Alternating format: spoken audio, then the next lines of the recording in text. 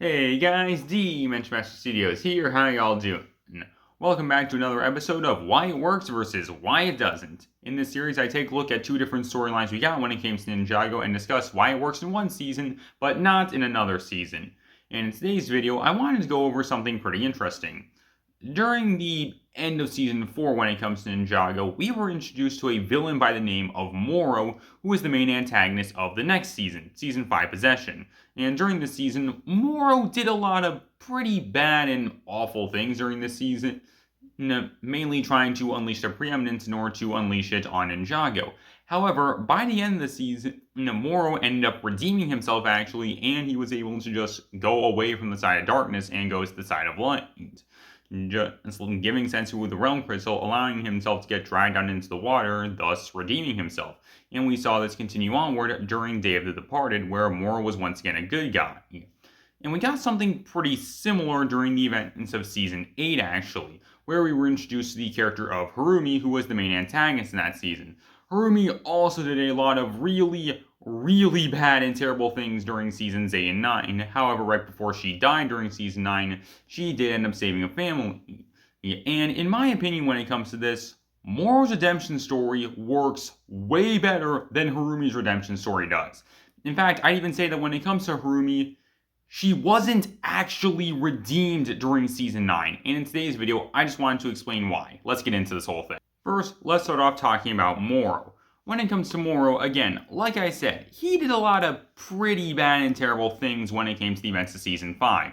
Mainly him possessing Lloyd and him trying to just, unleash the preeminence onto Ninjago so that we could curse everyone. That was definitely bad and awful. But there is a couple things that you gotta keep in mind when it comes to the whole situation. Mainly when it comes to Morro, he was working for the Preeminent, and it's pretty clear that when it comes to the Preeminent and the Cursed Realm, once someone actually ends up entering the Cursed Realm and everything, they're basically just forced to work for the Preeminent, and they don't really have much of a say in whether or not they do that or not. That's why Morro was just constantly doing all the stuff he was doing throughout the events of Season 5. He was just trying to complete the will of his master, just trying to unleash the preeminence. And as we can see when it comes to ghosts after the preeminence is destroyed, or when it comes to ghosts that aren't affected by the preeminence, mainly Cole, Yang and his students, and Klaus during Season 6, and heck, even after the preeminence is destroyed at the end of Season 5, the ghosts seemingly have a lot more free will and choice in what they're able to do, actually, and we can definitely see that when it comes to Morro. He could have just continued on with all the fighting trying to go up against Sensei Wu, but instead he decided not to, and instead he decided to give Sensei Wu the Realm Crystal, and let himself get dragged down into the water, because he knew it's the only thing that he could do to make up for all the bad and terrible stuff he did. And plus, I think that's something else that's pretty interesting when it comes to Morro. I think an argument can be made that when it comes to Morro, he wasn't fully aware of all the terrible stuff he's doing.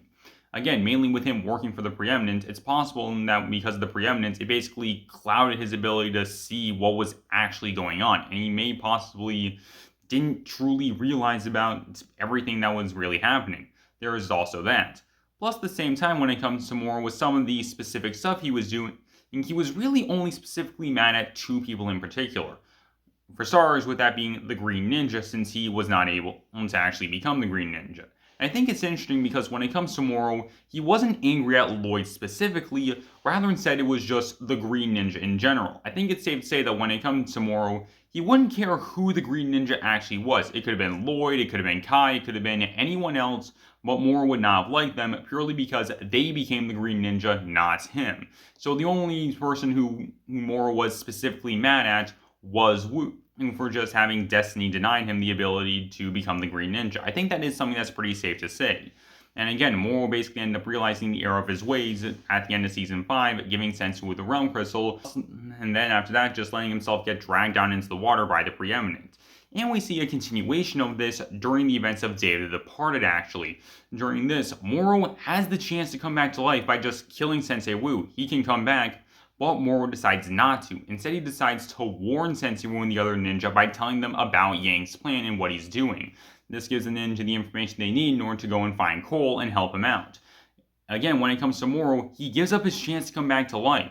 He could have killed Sensei Wu and just done a whole bunch more evil stuff, but Morro instead decided not to, and instead he decided to do the right thing, showing how this change affected him when it came to the end of Season 5 and where he is now. I think that's definitely something pretty great to see when it comes to the show, actually. In comparison, Harumi's redemption doesn't work at all. When it comes to Harumi, when it comes to her overall main goal, it was mainly just to make Lloyd suffer and basically turn Ninjago into ruins, essentially. Like, Harumi said that what she wanted to do was protect Ninjago and restore to glory, but she ended up doing literally the exact opposite of that. I mean, just take a look at the Season 8 finale, and all throughout Season 9, you can see the destruction level that Ninjago City is in. And when it comes to Harumi, with all the stuff that she was doing, it was just really bad and awful. One of the major reasons why it's bad is because of how personal a lot of the stuff was. Mainly when it came to Harumi, she treated Lloyd like garbage all throughout Seasons 8 and 9, because Harumi hates Lloyd and blames him, the ninja, for her parents dying, when that isn't actually the case. It's like, she has no reason to hate Lloyd, but she's treating him terribly and wants him to suffer. And then when it comes to the other big thing, that's obviously the Emperor and Empress of Ninjago, who were Harumi's adopted parents, and Harumi literally murdered them in the second episode by blowing up the palace's secret. She killed them, Hutchins, potentially some other guards with the explosion, and considering the attack in Ninjago City, I think it's safe to say that innocent people did die as a result of the attack and everything. Plus, not to mention, and Harumi even implied that she wanted innocent people to die. I mean, Lloyd brought up the fact that with the Titan rampaging, it was gonna create more victims and more people were gonna end up like her. And Harumi just said that when it came to that, this is only the beginning. Again, Harumi implying that she wanted this kind of thing to happen. In fact, after Harumi literally forced Lloyd to watch what he and everyone else thought was the death of the 4 original ninja and Sensei Wu, Harumi even straight up said, "This is exactly what I wanted, and to see your father return and for you to lose everything." Harumi specifically wanted all this terrible stuff to happen. She wanted Lloyd to suffer, she wanted the Emperor and Empress dead, and she basically wanted to bring Ninjago to its knees, essentially. Seriously, when it comes to a lot of this stuff, it was really, really personal when it came to the stuff that Harumi wanted to do. And again, and one of the other big things when it comes to Harumi doing all this stuff, she literally killed a ton of innocent people and showed absolutely no remorse for any of her actions. Again, she wanted all of this stuff to happen. And she clearly didn't care who she had to hurt or what she had to do in order to get what she wanted. Seriously. That's just awful when you look at. And when it comes to Harumi saving 3 people, again, I don't think that this makes up for all the terrible stuff that Harumi did, considering, again, just how bad it was and how many lives she ruined as a result of her just doing all the stuff she did. Again, saving 3 people, that doesn't make up for all the horrible stuff that Harumi did throughout Seasons 8 and 9. So again, when it comes to Morro's redemption, that actually works really well when it comes to the show. Mainly because when it comes to Morro, he realized the error of his ways and what he was doing was wrong. He did the one thing that he could actually think of in order to actually make up for all the terrible stuff he did. And when he had the chance to actually come back to life, instead he decided to help Wu and the other ninja, giving up his chance to come back to life because he knew, again, this was basically the only thing he could do to make up for all the terrible stuff he did. Meanwhile, when it comes to Harumi, she was fully aware of all the terrible stuff that she was doing throughout Seasons 8 and 9. Ruined a ton of innocent lives throughout the events of the show, ended a ton of innocent lives, treated Lloyd terribly, and showed absolutely no remorse for any of her actions because she was fully aware of all the truly, truly terrible things that she was doing. And again, for me, I don't think that saving 3 people makes up for all the terrible stuff that Harumi did. In fact, something that I have said multiple times when it comes to this show was that, for me personally, I think that Harumi is the most evil and irredeemable character in the entirety of the show. She just did way, way too many terrible and awful things throughout the events of the show that, honestly, I don't think that Harumi can be redeemed for all the awful stuff she did.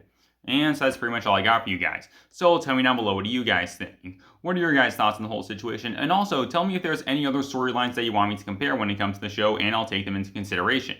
And again, tell me down below, and I hope you guys enjoy. Later, guys, this is Master Studios, signing off.